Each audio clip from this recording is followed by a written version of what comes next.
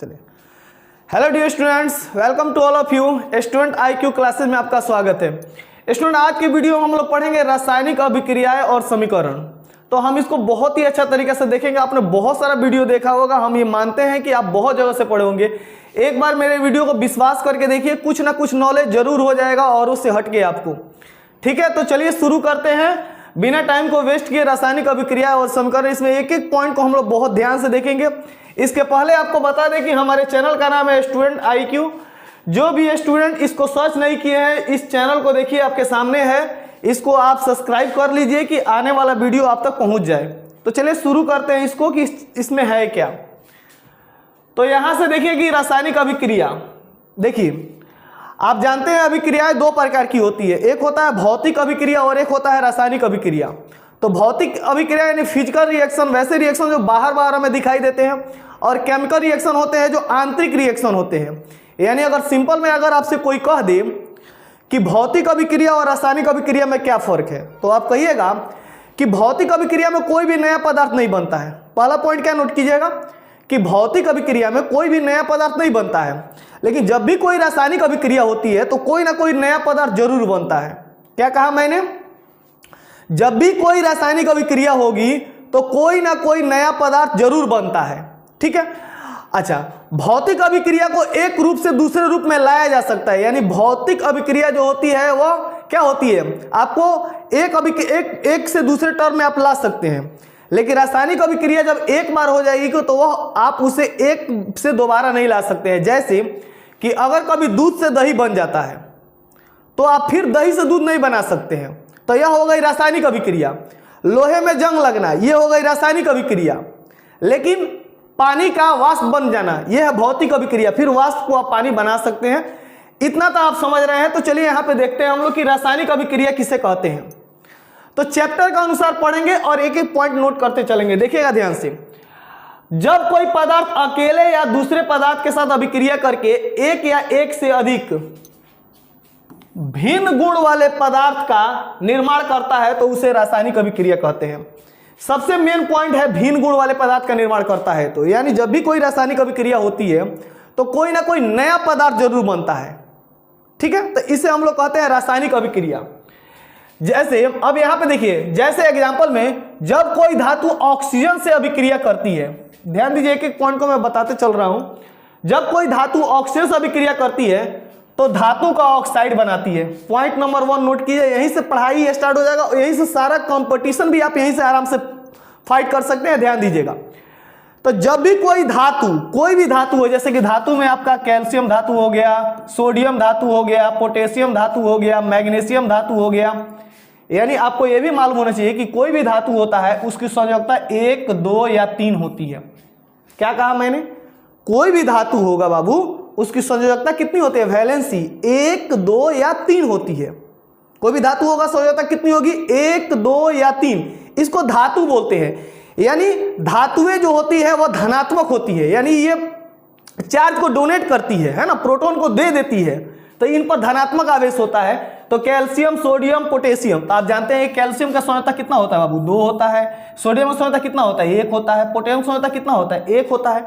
अगर आपको संयोजकता निकालना नहीं आता है तो मेरा पुराना वीडियो पड़ा हुआ है, आप उसको जाके देख सकते हैं। जैसे कैल्शियम का संयोजकता आपको निकालना हो तो कैल्शियम का कितना होता है? कैल्शियम 20 नंबर पे आता है।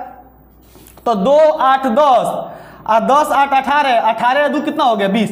तो 12वीं कक्षा में चूंकि ये 2 इलेक्ट्रॉन को दान करता है, तो यहाँ पे 2 इसके 12वीं कक्षा में बचते हैं, तो इसकी वैलेंसी हो जाती है 2। तो कैल्शियम की वैलेंसी कितनी हो जाती है? 2। तो इतना याद नहीं रखना है, इसमें हम इस चीज को थोड़ा लाके मिलाएंगे, है ना, ये अलग की चीज है। तो याद रखिएगा कि धातुओं के 12वीं कक्षा में 1, 2 या 3 इलेक्ट्रॉन रहते हैं। क्या बताया मैंने? कोई भी धातु के 12वीं कक्षा में 1, 2 या 3 इलेक्ट्रॉन रहते हैं, याद रखिएगा लो, ठीक है ना। और धातुएं धनात्मक होती हैं। धातुएं कैसी होती है? विद्युत धनात्मक होती है, यानी यह डोनेट कर देती है प्रोटॉन को, ठीक है ना, इलेक्ट्रॉन को डोनेट कर देती है।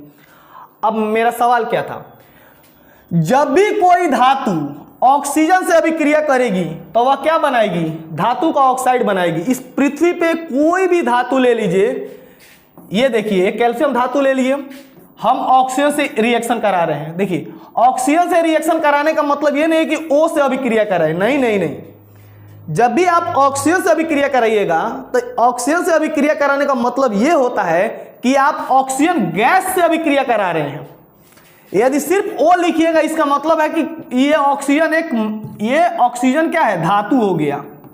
ऑक्सीजन खाली O लिखिएगा तो इसका मतलब ऑक्सीजन धातु हो गया, यानी तत्व, ये तत्व हो गया। खाली O लिखिएगा तो तत्व हो गया। यदि आप O2 लिखते हैं तब गैस हो गया। ठीक है, पॉइंट नोट हुआ। अगर आप H लिखते हैं तो इसका मतलब होता है कि यह तत्व है। क्या है, तत्व है। आप जानते हैं यह हाइड्रोजन एक तत्व है, लेकिन H2 लिखिएगा इसका मतलब है कि यह एक गैस है। H2 एक गैस है, तो हमेशा अभिक्रिया H2 से होगा, न कि H से होगा। यानी कहेगा कि किसी तत्व की अभिक्रिया हाइड्रोजन से कराई जाती है तो हाइड्रोजन का मतलब H नहीं लिखिएगा, ना ना ना ना। क्या लिखना है, हाइड्रोजन गैस लिखना है, H2 लिखना है। कभी भी कहेगा कि ऑक्सीजन से अभिक्रिया करा रहे हैं तो ऑक्सीजन से अभिक्रिया कराने का मतलब क्या होता है, O2 लिखना पड़ेगा, नॉट O। आपको बात समझ में आ रही है? इतना बात समझ में आ रहा है? आगे बढ़े, चलिए आगे। मेरा एक पॉइंट था, अब तो ये भी तो जानते हैं 9th क्लास में पढ़े हैं, ये O क्या है। O आपका क्या है, ये O आपका जो है ना, यह परमाणु है। यह क्या है, परमाणु है। और O2 क्या है आपका, अणु है। और खाली O लिखिएगा तो परमाणु हो गया, यानी एटम हो गया, और O2 लिखिएगा तो मॉलिक्यूल हो गया। यानी एक से अधिक अगर परमाणु मिलते हैं तो क्या बनता है, अणु बनता है। O3 क्या है, O3 ये अणु है, न कि परमाणु है। तो इसको हम लोग क्या कहते हैं, O3 को क्या कहते हैं हम लोग, कमेंट में बताइए O3 को क्या कहते हैं, है ना। एक कमेंट में भी चलते रहेगा, ठीक है। फिर मैं इसका आंसर बता दूंगा, है ना। चलिए अब आगे हम बढ़ते हैं, ध्यान दीजिए। तो मेरा पॉइंट क्या था, कोई भी धातु ऑक्सीजन से अभिक्रिया करेगी तो धातु का ऑक्साइड बनाएगी। Very important point. बार बार मैं इसको क्यों बता रहा हूं, क्योंकि बाद में आपको फिर पढ़ने की जरूरत नहीं पड़े। एक बार में अच्छा समझ जाइए, दुनिया की कोई भी धातु जब ऑक्सीजन से अभिक्रिया करेगी तो धातु का ऑक्साइड बनाती है। या तो लोहा की अभिक्रिया आप ऑक्सीजन से करा दीजिए तो FeO बनाएगा। अब कहिएगा सर FeO बनाया, इसका संयोजकता कहाँ गया, तो देखिए ये लोहा का, अब इसको क्रॉस करना पड़ता है हमको, तो Fe2O3 बनाएगा। बाद में बताएंगे कैसे बनता है, वो 9th क्लास की टॉपिक है, आपको ऐसे ही पढ़ा देंगे हम। तो देखिए हालांकि Fe2O3 हुआ, लेकिन इसको पढ़ेंगे लोहा का ऑक्साइड। क्या पढ़ेंगे, लोहा का ऑक्साइड। क्या पढ़ेंगे, लोहा का ऑक्साइड। जब भी कोई धातु ऑक्सीजन से अभिक्रिया करेगा, ऑक्सीजन मतलब ऑक्सीजन गैस, ऑक्सीजन से अभिक्रिया करेगा तो क्या बनाएगा, ऑक्सीजन का लोहा का ऑक्साइड बनाएगा। अब आप कहिएगा Fe2O3 पढ़ेंगे, नहीं, हमको Fe2O3 पढ़ने की जरूरत नहीं है। हम सिर्फ पढ़ेंगे कि लॉ ऑक्साइड। क्या पढ़ेंगे, लॉ ऑक्साइड, है ना, लॉ ऑक्साइड। चलिए यहां तक बात खत्म हो जाए।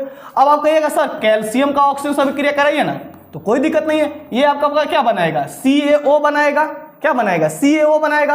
अब आप कहिएगा सर ये 2 कहां गया, कहिएगा ना सर ये 2 कहां गया, यहाँ पे तो O सिर्फ लिखे हैं आप, तो ये बाबू पीछे की चीज है, लेकिन चलिए मैं बता दे रहा हूं। देखिए कैल्शियम की सांद्रता होती है 2 और ऑक्सीजन की सांद्रता होती है 2। जब क्रॉस कराइएगा ना तो ये हट जाता है, तो CaO बच जाता है, तो इसको बोलेंगे कैल्शियम ऑक्साइड। क्या पढ़ेंगे, कैल्शियम ऑक्साइड। जब भी कैल्शियम ऑक्सीजन से अभिक्रिया करेगा क्या बनाएगा, कैल्शियम ऑक्साइड बनाएगा। क्लियर, यानी कैल्शियम एक धातु है और धातु का ऑक्साइड बनाया।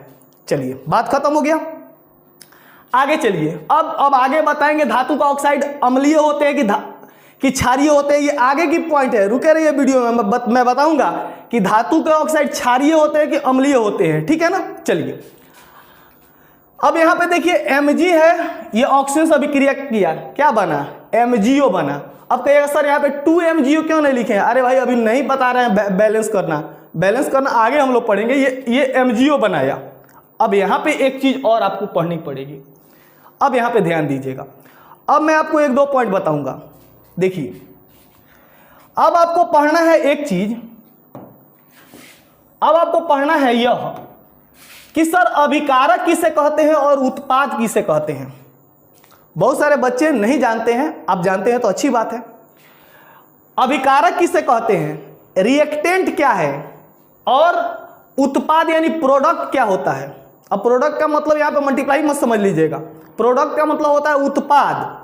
अब समझिएगा, जब भी कोई रासायनिक अभिक्रिया होती है, ठीक है, जब भी कोई रासायनिक अभिक्रिया होती है और रासायनिक अभिक्रिया में जो जो पदार्थ भाग लेते हैं उन्हें हम लोग कहते हैं अभिकारक। जैसे मान लीजिए किसी घर में भोज हो रहा है, अब उस घर में भोज हो रहा है तो उस भोज में जितने आदमी शामिल होंगे उसे क्या कहेंगे हम लोग, उसे अभिकारक मान लेंगे, है ना। जो जो लोग शामिल होंगे, है ना, उसे अभिक्रिया, और उसके शामिल होने के बाद जो परिणाम जो निकलेगा उसको उत्पाद कहते हैं। जस्ट फॉर एग्जाम्पल, जैसे ए और ये बी है, ए और बी किसी गेम में शामिल हुए, सपोज डेट किसी गेम में शामिल हुए, तो एक गेम है कोई, और इसके गेम के फलस्वरूप बना ए बी मान लीजिए, तो ए बी को हम लोग कहेंगे उत्पाद और ए और बी को क्या कहेंगे, अभिकारक, रिएक्टेंट। कौन कौन लोग उसमें भाग ले रहे हैं, तो कहिएगा रासायनिक अभिक्रिया में जो जो पदार्थ भाग लेते हैं उन्हें अभिकारक बोलते हैं। बोलिए तो क्या बोला, रासायनिक अभिक्रिया में जो जो पदार्थ भाग लेते हैं उन्हें अभिकारक, और रासायनिक अभिक्रिया के फल स्वरूप बने पदार्थ को उत्पाद कहते हैं। ठीक है ना। चलिए यहाँ पे देखिए, रासायनिक अभिक्रिया में जो जो पदार्थ या तत्व भाग लेते हैं उन्हें क्या कहते हैं, अभिकारक। जैसे Mg प्लस O2, ये दोनों आपस में भाग लिए हैं तो ये इन दोनों को क्या कहेंगे, अभिकारक बोलेंगे, कोई दिक्कत। और रासायनिक अभिक्रिया के फल स्वरूप बने पदार्थ को क्या कहेंगे, उत्पाद कहेंगे। जैसे Mg प्लस O2, अब आप बताइए इन दोनों को क्या कहेंगे, इन दोनों को अभिकारक बोलेंगे। ये है क्या है, अभिकारक। लेकिन इनके फल स्वरूप कोई पदार्थ बनेगा MgO, तो इसको क्या बोलेंगे, उत्पाद बोलेंगे, यानी इसको प्रोडक्ट बोलेंगे। ये है उत्पाद आपका बाबू, कोई दिक्कत। तो देखिए ये दोनों क्या है, अभिकारक, और ये क्या है, उत्पाद। तो रासायनिक अभिक्रिया में जो जो पदार्थ भाग लिया है उसको अभिकारक, और जो जो पदार्थ बना है उसको क्या बोलेंगे, उत्पाद बोलेंगे। इतना तो आप समझ आ रहा होगा आपको। चलिए आगे बढ़ते हैं। अब यहां पे कुछ मेन पॉइंट रखे हैं जो रेलवे के एग्जाम में आता है, एसएससी के एग्जाम में आता है, या कोई भी कंपटीशन फाइट करने के लिए मैं खुद से नोट्स इसका तैयार किया हूं, क्योंकि मैं सेटिस्फाइड हुआ तभी यह वीडियो आपके पास लेके आया हूं, वरना मैं वीडियो लेकर नहीं आता। वीडियो में थोड़ा सा डिले इसीलिए हुआ है। अब थोड़ा सा ध्यान दीजिए कि एग्जाम में आजकल क्वेश्चन पूछा कैसे जा रहा है। देखिए नंबर लाना कोई बहुत बड़ी बात नहीं है, लेकिन नॉलेज होना बहुत बड़ी बात होती है, तो ध्यान दीजिएगा इसको। देखिए यदि एक अब चैप्टर को भूल जाइए थोड़ा देर के लिए, चैप्टर का मेन निचोड़ मैं आपको बता रहा हूं। वो तो अभिकारक उत्पाद तो है ही, इसमें भी चलेगा ही, लेकिन थोड़ा सा की पॉइंट नोट करते हैं। देखिए यदि एक परख नली में लेड नाइट्रेट का घोल लेते हैं और उसमें लेड नाइट्रेट का घोल लेकर उसमें पोटेशियम आयोडाइड लिखना चाहिए हमको, इसमें पोटेशियम आयोडाइड, लेड नाइट्रेट का घोल लेकर उसमें पोटेशियम आयोडाइड का घोल मिलाते हैं तो पोटेशियम नाइट्रेट तथा लेड ऑक्साइड का पीला अवक्षेप प्राप्त होता है। ध्यान दीजिए, ये पीला हरा क्या है, बहुत सारे एग्जाम में पूछता है, बच्चे कंफ्यूज, अरे रंग कहां से आ गया, ये पीला क्या है, ये हरा क्या है, ये इलू इलू क्या है। तो ध्यान दीजिए यहाँ पे, देखिए ध्यान से, यहाँ पे देखिए जो ये लेड नाइट्रेट होता है बाबू, इसका फॉर्मूला होता है PbNO3 का होल 2। पीबी को कहते हैं सीसा, पीबी को क्या बोलते हैं, सीसा, ठीक है ना, सीसा बोलते हैं इसको। तो लेड नाइट्रेट, ठीक है। और लेड की सांद्रता कितनी होती है, तो 2 होती है। ध्यान दीजिए, सीसा की सांद्रता कितनी होती है, 2 होती है। कोई भी कहेगा अगर आपसे कि पीबी की सांद्रता कितनी होती है, तो कहिएगा पीबी की सांद्रता 2 होती है। पीबी की वैलेंसी कितनी होती है, 2 होती है।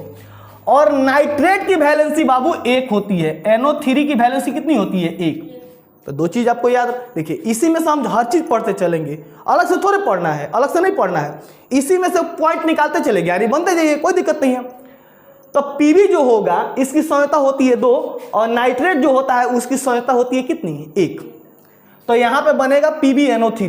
तो जो लेड नाइट्रेट होता है, मान लीजिए कि ये एक परख नली है, मान लीजिए एक परख नली है, तो एक परख नली है, इसमें लेड नाइट्रेट, इसमें ले लीजिए, इस परख नली में हम लेते हैं लेड नाइट्रेट PbNO3 का होल 2, लेड नाइट्रेट ले लिए इस परख नली में, ठीक है। आगे देखिए, फिर इसमें हम मिलाते हैं पोटेशियम आयोडाइड।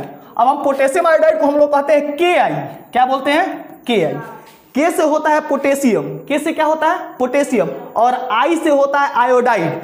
अब पोटेशियम की वैलेंसी भी 1 होती है, पोटेशियम की वैलेंसी कितनी होती है, 1 होती है, और आयोडाइड की वैलेंसी भी कितनी होती है, 1 होती है, तो इसीलिए Ki हो जाता है, ठीक है। कोई पूछेगा आयोडाइड की वैलेंसी कितनी होती है, 1 होती है, ठीक है। पोटेशियम की वैलेंसी तो 1 सब कोई जानता है, कोई दिक्कत नहीं है। चलिए इन दोनों को मिला दिए हम, एक परख नली लिए, इन दोनों को हम मिला लिए, तो क्या बनेगा, तो बनेगा पोटेशियम नाइट्रेट बनेगा। अब देखिए यहाँ पे क्या बनेगा, पोटेशियम नाइट्रेट बनेगा और लेड आयोडाइड बनेगा। ठीक है, क्या बनेगा, पोटेशियम नाइट्रेट और लेड आयोडाइड बनेगा। हालांकि ये द्विविस्थापन अभिक्रिया है, आगे आपको पढ़ना है, लेकिन यहां पे एक चीज बहुत ही इंपॉर्टेंट मैं आपको बताऊंगा। वो चीज क्या है, ध्यान दीजिए, वो चीज है कि लेड आयोडाइड का रंग पीला हो जाएगा। बस यही मेन पॉइंट हमारा यही पढ़ाने का था। लेड आयोडाइड का रंग कैसा होगा, पीला। तो क्वेश्चन पूछेगा कि जब लेड नाइट्रेट और पोटेशियम आयोडाइड की अभिक्रिया कराई जाती है तो पोटेशियम नाइट्रेट बनता है और लेड आयोडाइड बनता है, और लेड आयोडाइड का रंग कैसा होता है, तो पीला होता है। इस बात को आपको याद रखना है, ठीक है, पीला होता है। ठीक है, अब बात आती है यहां पे कि सर लेड आयोडाइड तो पीला होता है, अब आपसे यह भी पूछ सकता है कि बताइए पोटेशियम आयोडाइड का रंग कैसा होता है, तो कोई रंग नहीं होता है इसका, उजला होता है। लेड नाइट्रेट कैसा होता है, उजला होता है। अब आपसे 3 क्वेश्चन पूछेगा, लेड नाइट्रेट का रंग बताइए, तो कहिएगा सर रंगहीन होता है। सर पोटेशियम आयोडाइड का रंग बताइए, यह भी उजला होता है। लेकिन लेड आयोडाइड जो बनेगा वो कैसा बनेगा, पीला बनेगा। बस यही हम सिखाना चाहते थे, याद आ गया। तो लेड आयोडाइड का रंग कैसा होता है, पीला होता है, बात खत्म। आगे आइए, अब आगे देखिए, ये तो यही चीज है यहां पे। चलिए आगे, अब हम लोग आगे बढ़ते हैं। देखिए शब्द समीकरण क्या है, कंकाली समीकरण क्या है और संतुलित समीकरण क्या है, अब आगे पढ़ेंगे। तो चलिए अब कमर कसिए तेजी में, तो आगे पढ़ने के लिए तैयार हो जाइए। क्या क्या शब्द समीकरण किसे कहते हैं यह पढ़ाने चल रहा हूं, और कंकाली समीकरण क्या है और संतुलित समीकरण क्या है, ये चीज हम आपको पढ़ाने के लिए चल रहे हैं। तो देखिए हम कहते हैं कि जब कोई भी धातु ऑक्सीजन के साथ अभिक्रिया करती है तो धातु का ऑक्साइड बनाती है। ठीक है, तो इसको हम लोग कहते हैं शब्द समीकरण। इसको हम लोग कहते हैं वाक्य के रूप में। ये है वाक्य हमारा कि जब भी कोई धातु ऑक्सीजन के साथ अभिक्रिया करती है तो ऑक्सीजन का ऑक्साइड बनाती है। ये वाक्य के रूप में हम कथा कहानी लिख दिए। लेकिन जब शॉर्टकट में कहेंगे हम कि कोई भी धातु ऑक्सीजन से अभिक्रिया करती है तो बनाती है धातु का ऑक्साइड, धातु ऑक्साइड, तो इसको हम लोग बोलते हैं शब्द समीकरण, यानी शब्द के रूप में लिख दिए। देखिए ध्यान से, कोई दिक्कत, जब भी कोई धातु ऑक्सीजन के साथ अभिक्रिया करती है धातु का ऑक्साइड बनाती है, शब्द के रूप में 3 बार में काम खत्म। जबकि हमको बहुत बार लिखना पड़ा, जब कोई धातु ऑक्सीजन से अभिक्रिया करती है तो धातु का ऑक्साइड बनाती है, वाक्य के रूप में हो गया। इसको हम शॉर्टकट में लिख दिए, धातु प्लस ऑक्सीजन धातु का ऑक्साइड, 3 बार में खत्म। तो इसको बोलते हैं शब्द समीकरण। क्या बोलते हैं, शब्द समीकरण, राइट, शब्द समीकरण। जब इसी शब्द समीकरण के जगह पे इनके संकेत का हम प्रयोग कर दें, किसका प्रयोग कर दें, इनके संकेत का प्रयोग कर दें।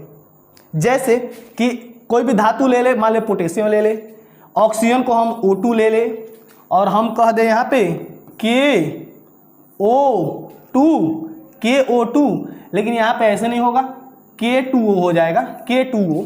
अब कैसे होता है वो 9th क्लास की बात है, फिर भी मैं बता देता हूँ। पोटेशियम का बाबू 1 होता है और ऑक्सीजन का कितना होता है, 2 होता है, ठीक है ना, 3 गुना होगा तो K2O हो जाता है। ठीक है, चलिए तो K2O बनाया।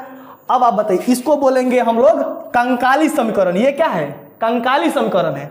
और जब इसको हम संतुलित कर देंगे, जैसे संतुलित का यहाँ पे पोटेशियम 2 है तो यहाँ पे पोटेशियम 2 कर दिए, यहाँ पे ऑक्सीजन 1 है और यहाँ पे ऑक्सीजन 2 है, तो हम इसको क्या कर देंगे, यहाँ पे हम इसको 4 कर सकते हैं, यहाँ पे हम इसको मान लो यहाँ पे 4 कर देंगे, यहाँ पे 2 कर देंगे और यहाँ पे 2 कर देंगे, तो 2 को पोटेशियम, फिर यहाँ पे 4 गुना 8 पोटेशियम होगा तो यहाँ पे 8 पोटेशियम कर देंगे, तो 8 पोटेशियम 2 दूना 4 गो ऑक्सीजन, यहाँ भी 4 गो ऑक्सीजन। तो अब समीकरण हमारा संतुलित हो गया, तो इसको बोलेंगे संतुलित रासायनिक समीकरण।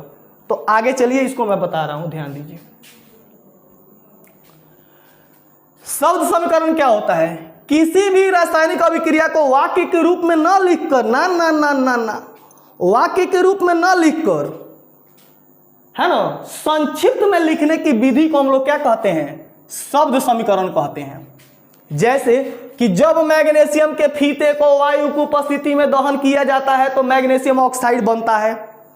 तो बाबू ये कितना बड़ा का लाइन में हो गया, बार बार इतना लिखिएगा तो जगह रहेगा कॉपी में, उतना जगह तो रहता नहीं है। तो इसीलिए इसको हम लोग शॉर्ट कर मैग्नीशियम प्लस ये और वायु की उपस्थिति में यहाँ पे ऑक्सीजन लिखना चाहिए, ये ऑक्सीजन यहाँ पे लिखाएगा ऑक्सीजन। तो मैग्नीशियम प्लस ऑक्सीजन क्या बनाएगा, मैग्नीशियम ऑक्साइड बनाएगा, तो इसको बोलेंगे शब्द समीकरण। ठीक है, याद रखिए मैग्नीशियम ऑक्साइड का रंग कैसा होता है, काला होता है। चलिए पॉइंट नोट कीजिए, तो मैग्नीशियम ऑक्साइड का रंग कैसा होता है, काला होता है। कैसा होता है, काला होता है, याद रखना है आप लोगों को हमेशा। और मैग्नीशियम किस कलर का होता है बाबू, भूरा कलर का होता है। किस कलर का होता है, भूरा कलर का होता है, याद रखना है, मैग्नीशियम भूरे कलर का होता है। ठीक है, चलिए तो ये हो गया हमारा कौन समीकरण, ये हो गया हमारा शब्द समीकरण। ठीक है, अब आगे देखिए, अब कंकाली समीकरण देखिए। किसी भी रासायनिक अभिक्रिया में जब अभिकारकों एवं उत्पादों के बदले संकेतों का प्रयोग किया जाता है, किसका प्रयोग किया जाता है, संकेत का प्रयोग किया जाता है। अब संकेत क्या होता है, जैसे मैंने बताया ना कि मैग्नीशियम का Mg लिख दीजिए, ऑक्सीजन का O2 लिख दीजिए, यहाँ पे MgO बनेगा। तो ये हो गया आपका कंकाली समीकरण। क्या हो गया, कंकाली समीकरण। ठीक है, तो देखिए जैसे देखो अब यहाँ पे मैग्नीशियम प्लस ऑक्सीजन MgO, तो ये क्या बन गया, कंकाल खड़ा हो गया। जैसे कि हम कंकाल हैं, हमारी बॉडी, अगर हमारी बॉडी कहीं पे कंकाल के रूप में चलने लगा, हड्डियों का ढांचा देखते हैं ना आप लोग, कैसे कार्टून वार्टून में दिखाता है, तो उसे क्या कहते हैं, कंकाल कहते हैं। जब मांस नहीं रहेगा तो उसको क्या बोलेगा, कंकाल। तो ये कौन सी है, कंकाल है ना इसका देह का पता है ना रूह का पता है ना। आज जब इसको खूब बढ़िया से व्यवस्थित कर देंगे, जैसे यहाँ पे देखो ऑक्सीजन 2 है, यहाँ पे ऑक्सीजन 1 है, यहाँ पे ऑक्सीजन 2 कर देते हैं। ऑक्सीजन यहाँ पे कौन ऑक्सीजन है, 2 ऑक्सीजन है, और यहाँ पे ऑक्सीजन कौन होता है, 1 होता है, यहाँ पे 2 लगा देते हैं तो 2 ऑक्सीजन हो गया। यहाँ पे मैग्नीशियम अकेले है, मैग्नीशियम यहाँ पे कौन हो गया, 2 होते हैं, यहाँ भी 2 लगाए। अब देखो अब इसके शरीर में मांस आ गया, आगे कि नहीं मांस, अब इसके शरीर में मांस आ गया। तो जब मांस आ जाता है तो इसे कहते हैं संतुलित रासायनिक समीकरण, संतुलित रासायनिक समीकरण। तो आप समझ रहे होंगे कंकाली समीकरण क्या होता है, कंकाली समीकरण समझ रहे होंगे क्या होता है। फिर मैंने बताया कि संतुलित रासायनिक समीकरण क्या होता है, मतलब कि देखो वैसी रासायनिक अभिक्रिया जिसमें अभिकारकों तथा उत्पादों में विभिन्न तत्वों के परमाणुओं की संख्या बराबर होता है, उसे हम कहते हैं संतुलित रासायनिक समीकरण। जैसे यहाँ पे मैग्नीशियम देखो और ऑक्सीजन, और ये क्या है बबुआ, ये कंकाली है। ये कौन सी है, कंकाली। संकेत का प्रयोग हुआ है सिर्फ जब किसी भी रासायनिक अभिक्रिया में अभिकारकों और उत्पादों की जगह उनके संकेतों का प्रयोग होता है तो उसे हम लोग कहते हैं कंकाली समीकरण। लेकिन जब अभिकारकों और उत्पादों में परमाणु की संख्या बराबर कर देते हैं, एज इक्वल कर देते हैं, तो उसे कहते हैं संतुलित रासायनिक समीकरण। राइट, कोई दिक्कत नहीं है। अब यहाँ पे देखो, यहाँ पे अब मैग्नीशियम अकेले था, यहाँ भी मैग्नीशियम अकेले था, यहाँ पे ऑक्सीजन 2 था, ऑक्सीजन 1, नाजायज है यह भाई, बहुत ही इसके साथ मैंने ये क्या हो रहा है, मतलब कि दुर्दशा हो रहा है, समझ लीजिए नाजायज हो रहा है, क्योंकि ऑक्सीजन यहाँ पे 2 है तो इस ऑक्सीजन को 2 यहाँ पे बना दीजिए। अब ऑक्सीजन को जब 2 बनाए तो देखिए मैग्नीशियम 2 हो गया, तो यहाँ पे मैग्नीशियम अकेले है तो मैग्नीशियम को 2 बना दिए। अब इसको क्या बोलेंगे, इसको बोलेंगे संतुलित रासायनिक समीकरण, बैलेंस्ड केमिकल रिएक्शन। क्या बोलेंगे, बैलेंस्ड केमिकल समीकरण। इसके पहले जो था यह, इसके पहले जब इसको देखे थे हम लोग, जब पहली बार लड़की देखने गए थे तो ये था अनबैलेंस्ड केमिकल रिएक्शन। शुरू में लड़की को दिखाया गया था, बाद में शादी हुआ तो बैलेंस हो गया। समझ आ रहा है ना, कोई दिक्कत, यहां तक आपको बात समझ में। अब आपका क्वेश्चन होगा कि सर उतना देर से आप बता रहे हैं, ये तो बताइए कि रासायनिक समीकरण को संतुलित क्यों करते हैं, क्या ऐसे काम नहीं चल जाता, उतना पढ़ाने की क्या जरूरत थी आपको, हम लोग और मतलब महंगा हो गया, ये बैलेंस कैसे करेंगे। अरे भाई बैलेंस करना हम ना सिखाएंगे आपको, वीडियो में बने रहिए ना, पार्ट 2 लेके आऊंगा, उसमें आप लोगों को बताऊंगा मैं। अभी तो सीखिए ना बैलेंस करना, अभी तो मैं सिर्फ अपने मन से किया हूं समझाने के लिए, फिर आपको बैलेंस करना सिखाऊंगा मैं। अब ध्यान दीजिए, रासायनिक अभिक्रिया को संतुलित करने की जरूरत क्यों पड़ी, क्योंकि आप पढ़े होंगे कि जब भी कोई रासायनिक अभिक्रिया होती है तो उसके अभिकारक और उत्पाद में परमाणु की संख्या बराबर होती है। इसको कहते हैं द्रव्यमान संरक्षण का नियम। क्या बोलते हैं, द्रव्यमान संरक्षण का नियम कहता है कि किसी भी रासायनिक अभिक्रिया में अभिकारक और उत्पादों की संख्या बराबर होनी चाहिए, अगर बराबर नहीं है तो वह गलत है। इसीलिए द्रव्यमान संरक्षण का नियम का पालन कराने के लिए, किसका पालन कराने के लिए, द्रव्यमान संरक्षण का नियम, law of conservation of mass, law of conservation of mass के रूल को फॉलो करने के लिए हम केमिकल रिएक्शन को क्या करते हैं तो बाबू बराबर करते हैं, परमाणु की संख्या क्या करते हैं तो बराबर करते हैं, क्योंकि इधर जितना परमाणु है इसका योग और इसका योग दोनों को जोखने पर एक तराजू, मान लीजिए तराजू है, इस तराजू पर अगर जोखेंगे तो अगर इधर 4 ग्राम होना चाहिए तो इधर भी कितना ग्राम होना चाहिए, 4 ग्राम होना चाहिए, दोनों तरफ 4-4 ग्राम होना चाहिए। अगर एक तरफ 4 एक तरफ 3 ग्राम होगा, एक तरफ 4 ग्राम होगा, तो समझिए कि यह रासायनिक अभिक्रिया का धजिया उड़ा रहा है, यानी टांग तूर रहा है किसका, केमिस्ट्री का। सिंपल में समझ सकते हैं, अगर ये आपस में बराबर नहीं है, इधर 3 है इधर 4 है, तो वह केमिस्ट्री का क्या तूर रहा है, टांग तूर रहा है। इसीलिए हम परमाणु की संख्या दोनों तरफ क्या करते हैं, बराबर करते हैं। क्यों? द्रव्यमान संरक्षण के नियम का पालन करते हुए। और आप जानते हैं द्रव्यमान संरक्षण का नियम तो किसने दिया था, चलिए आगे देखिए, आगे मैं बताता हूं आपको। चलिए अब संतुलित रासायनिक समीकरण मैंने आपको पढ़ा दिया। अब चलिए मैं आपको यहां तक बता दिया। अब हम नेक्स्ट वीडियो में पढ़ेंगे कि जब भी कोई रासायनिक अभिक्रिया होती है तो क्या होता है। ये कहते हैं क्या होता है जब कोई भी रासायनिक अभिक्रिया होती है, तो हम पढ़ेंगे जब भी कोई रासायनिक अभिक्रिया होती है बाबू, रंग में परिवर्तन होता है, ताप में परिवर्तन होता है, अवक्षेप बनता है और गैस निकलती है। तो इससे मिलेंगे हम लोग नेक्स्ट वीडियो में। तब तक आप इंतजार कीजिए, इस वीडियो का पूर्णतः आनंद लीजिए और बताइए वीडियो कैसा लगा है। तो मैं पार्ट 2 लेके आ रहा हूं जल्दी इसका। तो इसके पहले आप मेरे चैनल को थोड़ा सा सब्सक्राइब करके चले जाइए। यहाँ पे स्टूडेंट IQ जो है इसको सब्सक्राइब कर लीजिए, दिखाई दे रहा होगा student IQ, STUDENT student IQ, subscribe कर लीजिए। नहीं दिखाई दे रहा है तो देख लीजिए यहाँ पे स्टूडेंट IQ, इसको सब्सक्राइब कर लीजिए और शेयर कर दीजिए वीडियो को। जय हिंद, जय भारत।